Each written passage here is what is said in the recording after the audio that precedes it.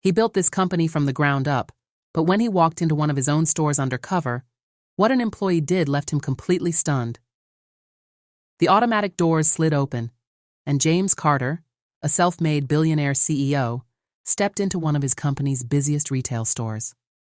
Dressed in simple jeans and a hoodie, he looked nothing like the powerful businessman he truly was. Today, he wasn't here for board meetings or financial reports. Today, he was here for the truth. For weeks, he had been hearing complaints, customers and employees whispering about discrimination and poor treatment in certain locations. His executives had dismissed them as isolated incidents. But James had built his company on respect and fairness. If something was happening in his stores, he wanted to see it for himself. As he strolled through the aisles, he noticed employees chatting, shelves neatly stocked. At first glance, everything seemed normal. But then, it happened. He walked toward the electronics section, looking at a display. A sales associate, a young white employee named Greg, stood a few feet away, scrolling on his phone. James cleared his throat. "Excuse me, can you help me with something?" Greg barely glanced at him before replying in a flat, uninterested tone. "Yeah, someone else can help you." He gestured vaguely toward the front. "I'm busy." James raised an eyebrow. "Busy doing what?" Greg sighed, rolling his eyes. "Look, man, I don't have time for this. Just go ask someone else." James glanced around. The store wasn't crowded. Other employees weren't busy. Then he noticed something. Just a few feet away, a well-dressed white man walked up, also looking at the electronics section. Greg's entire demeanor changed instantly. "Hello, sir," Greg greeted with a wide smile, putting his phone away. "Need help with anything today?" James felt his stomach tighten. The same employee who had just brushed him off was now giving full attention to someone else, based purely on appearance. James exhaled slowly, fighting back his anger. He had just experienced firsthand exactly what his customers had complained about. But Greg had no idea who he had just dismissed. And what James did next would leave the entire store in shock. James watched in silence, his fists clenching at his sides. Greg, the same employee who had brushed him off, was now enthusiastically helping the well-dressed white customer, smiling, offering recommendations, treating him like royalty. The difference in treatment was undeniable. James could feel his pulse pounding in his ears, but instead of reacting immediately, he made a decision. He pulled out his phone, discreetly recording Greg's behavior, capturing every dismissive glance, every polite word spoken to the other customer. Then, once Greg was done, James approached him again. "Hey, man," James said, his tone calm but firm. "So now, do you have time to help me?" Greg sighed dramatically, clearly annoyed. "Dude, I told you. Just ask someone else." James nodded slowly, as if processing the words. Then, in the same even tone, he asked, "You sure you want to say that again?" Greg scoffed. "What, you gonna complain to my manager?" He chuckled, shaking his head. "Look, man, I don't make the rules. People like—" He stopped himself mid-sentence. James's expression darkened. "People like who?" Greg's face twisted in discomfort, suddenly realizing he had dug himself into a hole. But before he could backtrack, a voice cut through the tension. "Is there a problem here?" James turned to see the store's general manager, Rachel, approaching, concern written all over her face. Greg let out a small, relieved laugh, clearly assuming she would. Clearly assuming Rachel would back him up. "Oh, hey boss," he said, grinning. "This guy's just causing a scene. He's been hassling me for help even though I told him I was busy." Rachel frowned, looking between Greg and James. "Sir, is that true?" she asked James politely. James took a deep breath, keeping his composure. "Actually, no. I asked for help. He ignored me. Then I watched him immediately help another customer without hesitation." Rachel's face darkened as she turned back to Greg. "Is that true?" Greg shifted uncomfortably. "Come on, Rachel. You know how it is. Some people just... He caught himself again, but it was too late. James pulled out his phone and pressed play on the recording. The entire conversation played back. Greg's dismissive tone, his eagerness to help the other customer, his attitude shift the moment James approached again. Rachel's jaw tightened. Several other employees had stopped working, now watching in stunned silence. Greg's face went pale. "Sir, I sincerely apologize," Rachel said to James, her voice firm. "This is unacceptable behavior, and I assure you it will be dealt with immediately." Greg snapped his head toward her, panicking. "Wait, what?" "Rachel, come on. You're not actually siding with him?" Rachel's eyes hardened.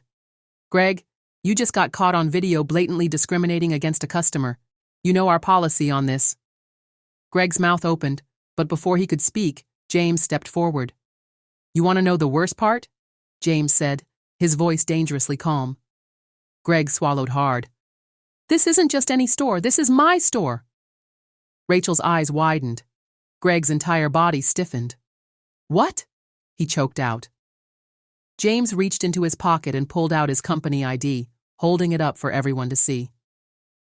"I'm James Carter, Chief Executive Officer of this entire company, and I just walked into one of my own stores and got treated like I don't even belong here." The silence was deafening.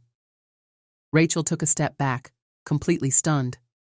The other employees gasped, some covering their mouths in shock.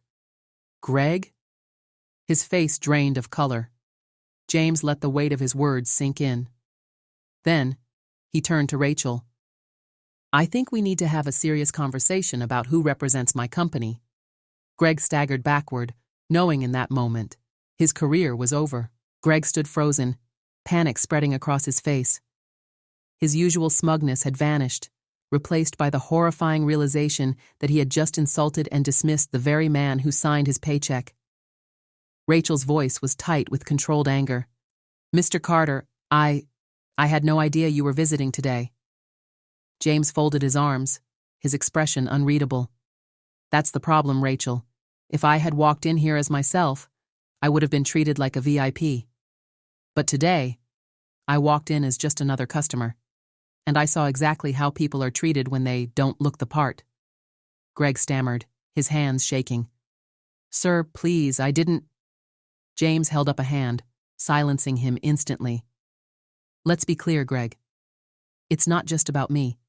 How many other customers have walked in here and been ignored, dismissed, or disrespected because of how they look? How many people did you assume weren't worth your time?" Greg had no answer. His mouth opened, but nothing came out. James turned to Rachel. "Pull his employee records. I want to know if there have been any prior complaints about his behavior."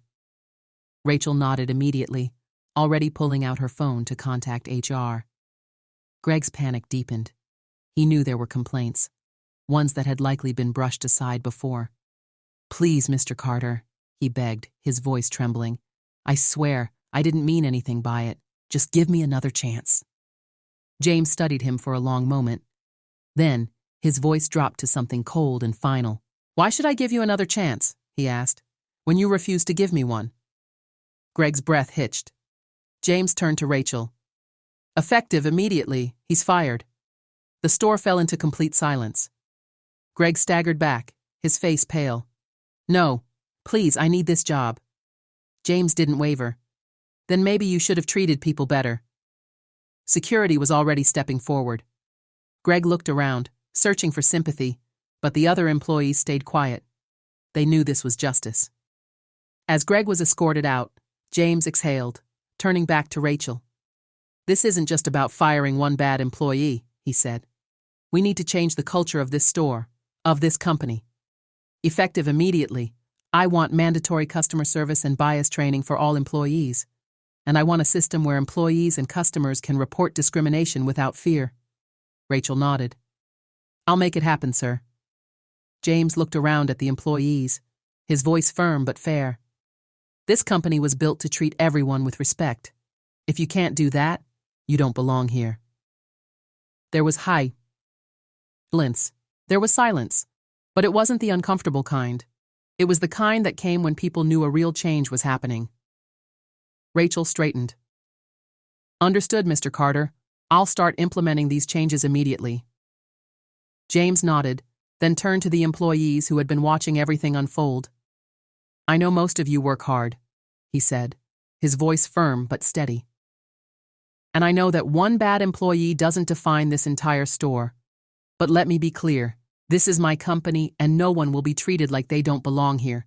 Not a customer, not an employee, not anyone.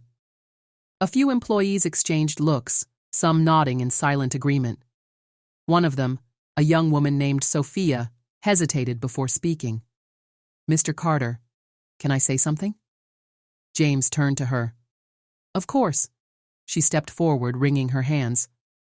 Greg, he's been like this for a while. Not just to customers, but to some of us, too. He treated certain people differently, and we all saw it. But we didn't think anyone would listen if we spoke up. James felt a tightness in his chest. This wasn't just about one incident. This had been a pattern, and no one had felt safe enough to call it out. He nodded slowly. That changes today. If anyone in this store, or any of my stores, feels like they're being mistreated, I want them to know they can speak up. And this time, someone will listen. A small ripple of relief passed through the employees. For the first time, they felt like their concerns mattered. James took a deep breath. Now, he said, adjusting his watch, I didn't just come here to catch problems. I came here to make sure we fix them. He turned to Rachel. Call a store-wide meeting. I want to talk to every employee. Let's make sure this never happens again. Rachel nodded. I'll set it up right away. James glanced around one last time, then headed toward the exit. As he did, a few employees clapped softly, a quiet acknowledgement that something real had changed today. And as he stepped outside, breathing in the fresh air, he realized something. Walking in Undercover had been the best decision he'd ever made. Because now, his company wouldn't just look good on paper, it would actually be better. And that was what true leadership was about. Have you ever faced unfair treatment in a place where you expected respect? What would you have done in James Carter's situation? Share your thoughts in the comments, and don't forget to subscribe for more powerful stories like this.